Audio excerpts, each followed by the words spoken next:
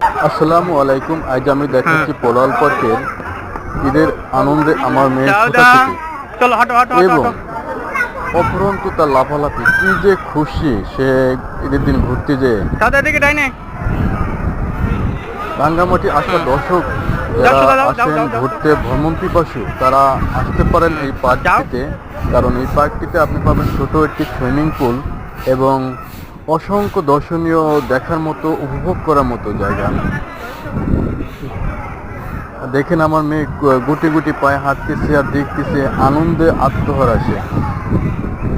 দেখেন আবার সে আপনাদের স্বাগত জানাচ্ছে। দেখুন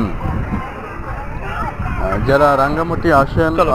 ঝুলন্ত ব্রিজ অনেক পুরানো, আমরা দেখতাম সিনেমায় এবং ভাবতাম একদিন আমরা যাব ঝুলন্ত ব্রিজ দেখব, কিন্তু এখন শুধু ঝুলন্ত ব্রিজ না, রাঙ্গামাটি অনেক দর্শনীয় স্থান আছে, তার মধ্যে পলাল পাড়ে একটি। দেখুন আমার মেয়ে চলে আসছে অলরেডি সাগরের পাড়ে।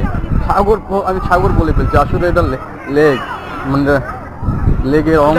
কত বড়, মানে মনে হচ্ছে যেন সাগর ধোয়া ধোয়া।